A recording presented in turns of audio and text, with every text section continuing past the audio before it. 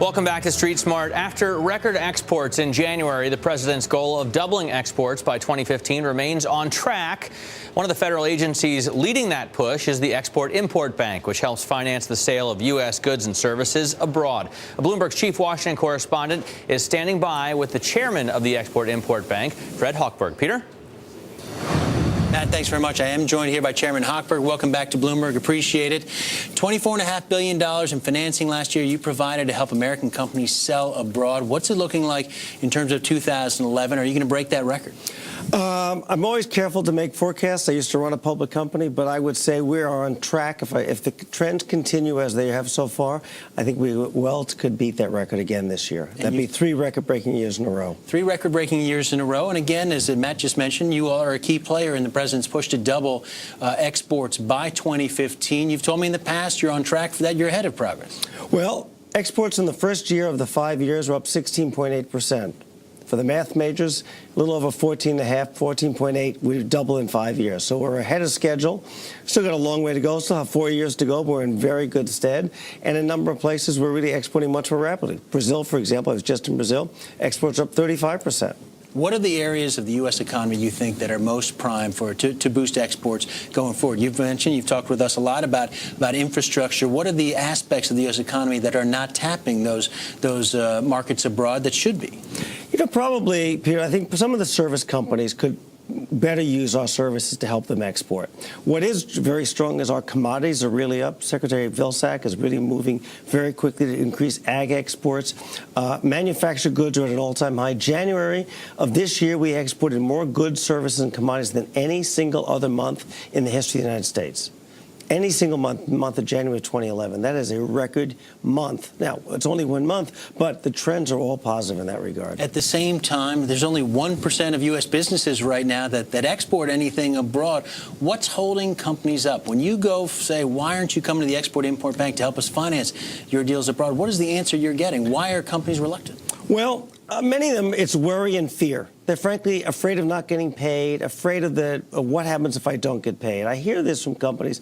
I know how to collect on a bad debt in New Jersey, New York, New Mexico, New Zealand, New Delhi. What do I do in a place like that? So I think that fear is frequently exaggerated, and we're here to try and mitigate that.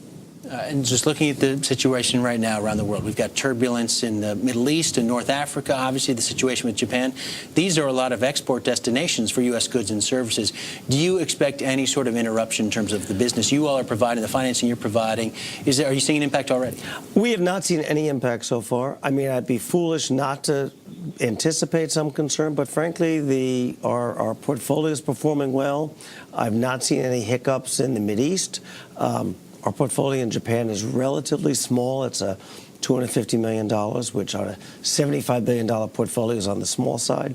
So I haven't seen any impact yet on our portfolio. On the other hand, we've got a really good track record. Our write-offs are about 1.5% a year, which is pretty low even for a commercial bank.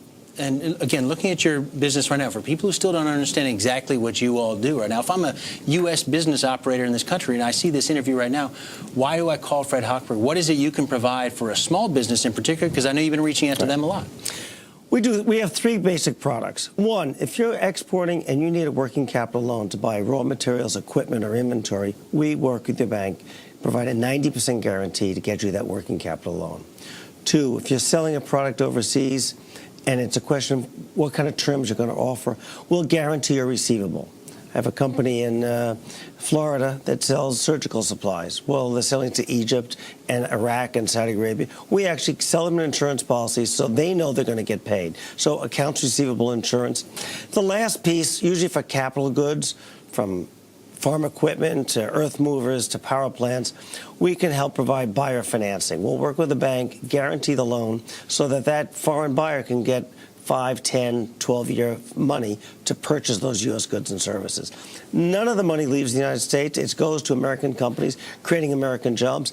And I like to tell people we do this at a profit. We've actually generated a profit for the taxpayer by doing this work. There are some right now who are questioning the approach the U.S. is taking to exports, despite the growth you talk about, whether or not it's being done in the most efficient manner. The president's got his own reorganization of government. There's some people looking at their 4 agencies have some responsibility for export promotion, including the Export-Import Bank.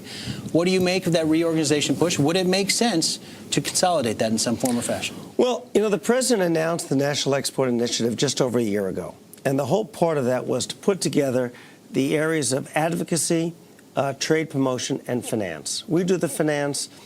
United States Trade Representative is the advocate, and the Commerce Department does trade promotion and enforcement.